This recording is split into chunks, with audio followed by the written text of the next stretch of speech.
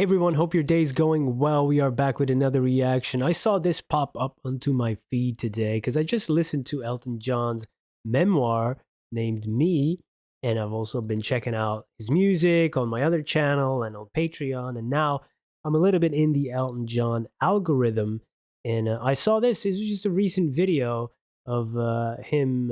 This is of course the title. I would say "Government to Court Over AI Plans." I don't really know. Uh, I guess that's the UK government, or is he talking about the US government? Where is he residing? Is residing in the US?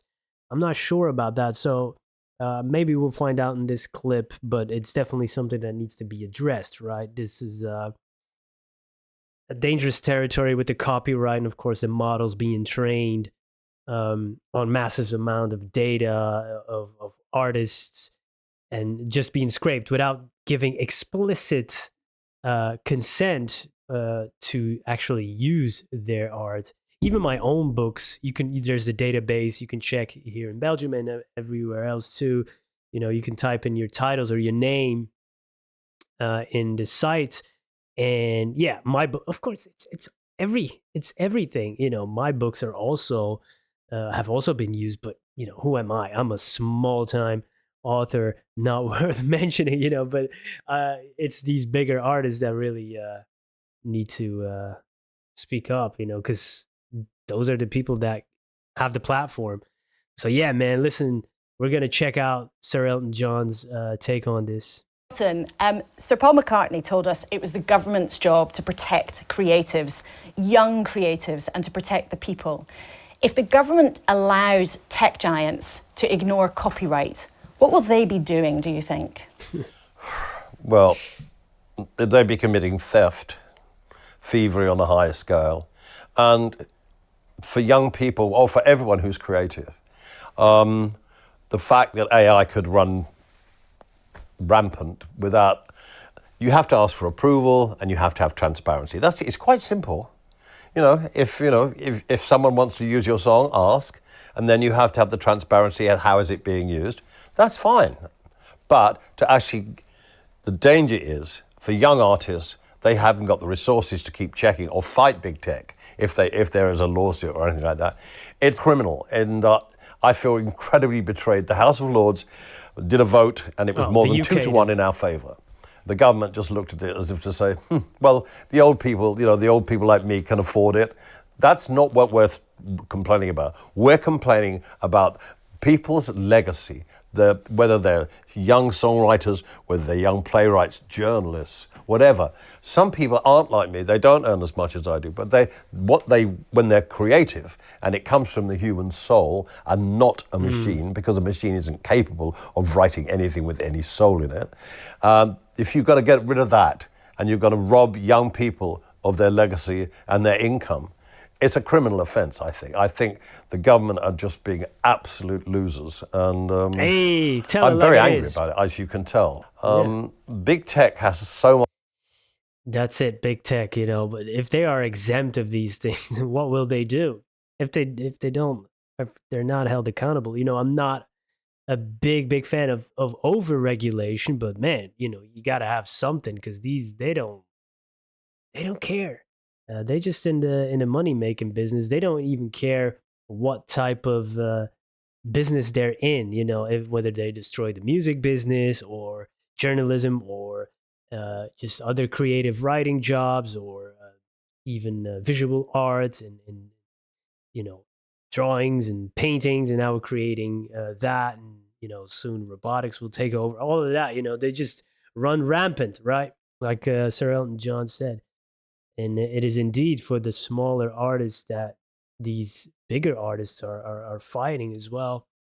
Like I see with Spotify, now they're going to up the threshold if you have only a certain amount of streams monthly or yearly, I don't know, then you get a payout. But not all artists have these kind of numbers.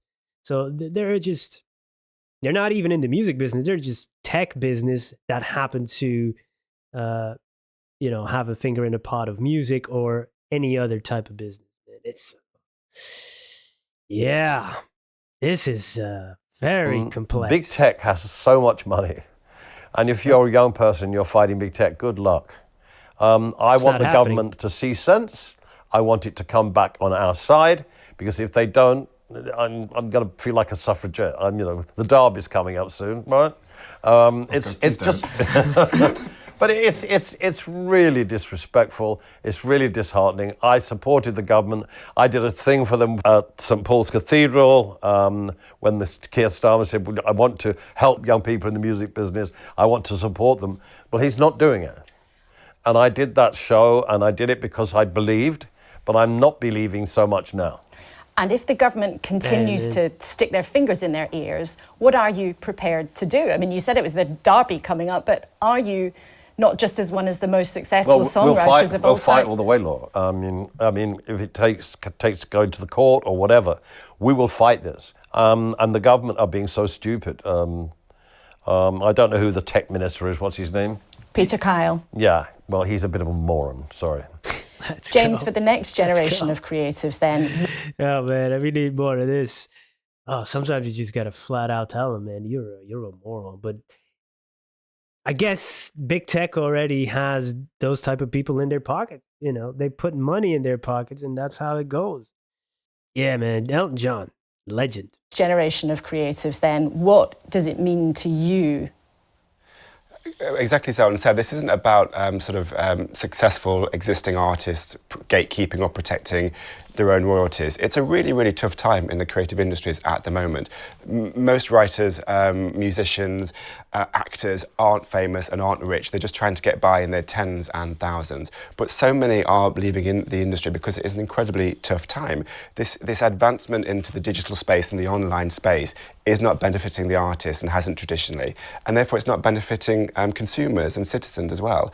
And exactly as Elton said, it's not about denying the existence of AI. Look, this is here, we know it's definitely going to happen. And there are hundreds of benefits, I'm sure, to many industries and possibly even to we're the not anti-AI, but when it comes to music, like this, we are. And how do you see this battle? Is it, capitalism versus creatives, or is it all about tech bros versus the traditions that we've had for so long? Well, the government said we've got to overturn this because of financial privilege. That answers your question. It's money. Carrying on from what James said, I mean, a machine can't create anything. It can, but it doesn't have a soul, it doesn't have a heart, it doesn't have human feeling, it doesn't have passion. What machines have passion? Human beings, when they create something, are doing it. They're believing what they're creating is something good. Whether it's good or not, it doesn't matter. They're trying to create something that will bring pleasure to lots of people. That is true, but there's also the other type of people that just in it for the buck and already are using this technology without even telling people. That's, but I do feel like we're gonna go into a direction that we want to know, like this is verified, created by a human. How are you gonna check all that if somebody is not secretly using it? I don't know, but we're in it for the story, right? I love story, and because of certain experiences artists have had, and that's what has led them to create this song or a lyric or a type of riff or a music or a story because of their experience. And if an AI can just spit it out in 10 seconds, it can sound good. You can fool somebody and it can sound good, but if you then know like, oh, there was nothing behind it, it's not real, well, then I'm not going to go back to it, right? But you have to know. You have to know. Yeah, this is going to get messy. It's already messy, but it's not going to... Oh, God. I love tech. I love technology, but this is a tough one. Machines are incapable of doing that. But do you really think that the UK government would be strong enough if they take your side to make Elon Musk and Mark Zuckerberg pay? Well, if they take it's no good putting a Biba Doobie song, for example, and put it into a computer saying, write me a song like Biba Doobie, or write me an article like Marina Hyde from The Guardian. That is it's just horrible. It's George Orwell times 1,000. The government have no right to do this to my songs. They have no right to do it to anybody's songs, anybody's prose, anybody's journalism, anybody's creative ability. They have no right to sell us down the river. And this is what they're doing. And if Keir Starmer was sitting in this seat, what would you say to him today? wise up. And if he doesn't, what would you do? March on number 10? I mean, I can tell how furious, how worried you are about this. Well, let's cross that bridge when we come to it. Let's be hopeful and that the government does see sense. I'm always here to talk. I mean, I've been a supporter of his. He can pick up the phone. We can have a cup of coffee. It's always better to solve things face to face. But we have to fight our corner. And I want to say again to the House of Lords, brilliant. Well done. You've supported us and you've got another vote coming. We're thrilled that people get it. And it's about time the government got it. And what's interesting... Hey, man. And, you know, now it's musicians and other artists and other jobs on the line. But, hey, those politicians, aren't they the most easy ones to replace? Like, you know, come on. Let's give the robots a chance then. Oh, man, because they're making the stupid decisions anyway. I mean, I've seen. I mean, I know I've seen firsthand the value that I think people like Keir Starmer and even Peter Kyle, who is, you know, I've been very grateful. They've come to see a lot of my plays. I know that they do understand the value of creativity, both to the economy, but also to the soul of a nation, to social cohesion, to getting rid of social isolation, and to celebrating British stories, which still remains one of the most celebrated things around the world that we do. I think they do understand that and they do get it. But what's frustrating is the either the complacency or the willingness to let Silicon Valley tech bros get it all their own way. Big checkbook. And every young artist I've talked to isn't interested in AI. They're interested in writing their own things. And let's put this into perspective. We're not against AI. AI can do wonderful things. But when it comes to music and creativity, let's draw a line here, please.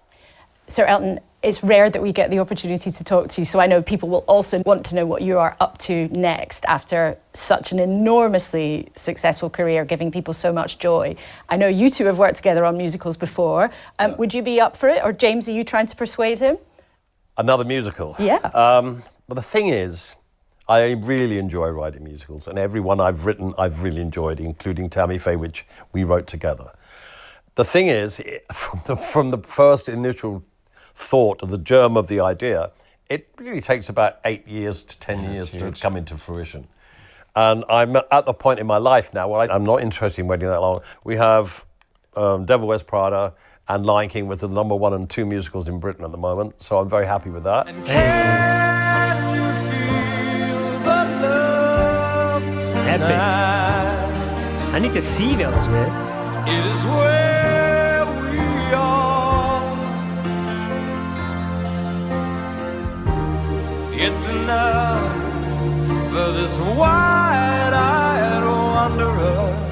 I love writing musicals, but the thing is, I'm 78 and it's a lot of hard work.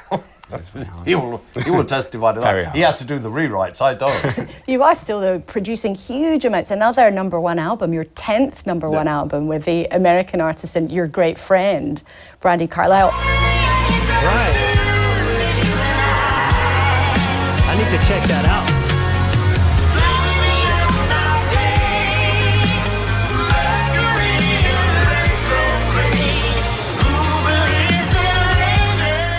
Are you suggesting there that you might be starting to scale back, starting to pull back?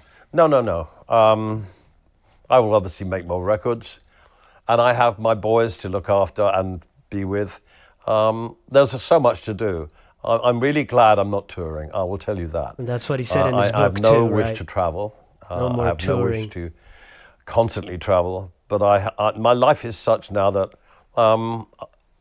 I can reap the benefits of what I've done and also continue to do my radio shows which support young artists. That's really the crux of the matter for me.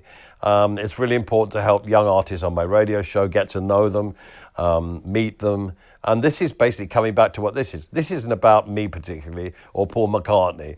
This is about young people who are just starting out. I must ask, as we're talking on the day of Eurovision, which is a massive musical event and many people listening to all sorts of music, our viewers will want to know, Sir Elton, do you think Eurovision is more than a bit of fun? And does Elton John watch the Eurovision Song Contest? I have never watched the Eurovision Song Contest, mainly because in the past I've never been here. I've always been working. It's not on my radar particularly. It's a bit of fun, and that's what it is. And people love it. They throw parties, and there's nothing wrong with that. No, it's great fun for them. Good. But it's never going to be part of your routine. Oh, I did write a song for Eurovision once when Lulu was the artist and she did Boom Boom Boom Bang a Bang. I had a song in the last 6 called I Can't Go on Living Without You, which luckily failed to make the grade. But I have been involved in I haven't Eurovision heard that, before. I think. And back then it was more, it's turned into a kind of novelty dress-up It really thing now. is, yeah. And it's more fun. In the old days, it was about Teddy the Johnson show. and Pearl Carr and Sing Little Birdie. So Johnny I think it's a Logan, little bit more fun right? now. Well, Boom Bang a Bang, perhaps one of the Eurovision classics that actually survives as a song Yeah. that people have Yeah, heard of. it does. Sir Elton and James Graham, thank you so much for giving us the time listen, today. thank you so much for coming down. Bless you. Thank you. It's a huge pleasure. Thank you so much. Yeah. That Eurovision Song Festival, it's been big. It's very big in Belgium too, but it used to be. Oh man, as a kid, I remember, you could hear, oh, this country, 11 points, 12 points, 12 points, en français, it's 12 punten in Dutch. It was always fun to hear that, but now it's more about the act, the show. Not that many great songs. There's a couple from the last year. Which one was that? Noreen with Euphoria. I kind of like that one. Euphoria. You know that song? That was good. Yeah, Elton John, man, he's a legend. Great that he's speaking up for this on this issue and for younger artists, more just everyday artists. Not the top 1%, or I don't know how many it is, but the people that make the big bucks. Yeah, this is very important. It's going to get very complicated. And there's going to be many debates on this and court cases. Definitely something I will be following. I like to follow the tech itself, but then of course all the discourse around it too, because you need to get many different perspectives to get a little bit of a grasp on what this thing really is and what will it mean for the future and just for the spirit of human creativity. Will it get land crushed? Will it survive? Are people going to lose motivation to create something if they know it can be done in 1 second by a machine? Yeah. How do we find purpose in creating stuff if this thing spits it out, in record speed? That will be very interesting, and I will be checking it out. Hey, thank you everybody for being here. Hope you have a great day. See you.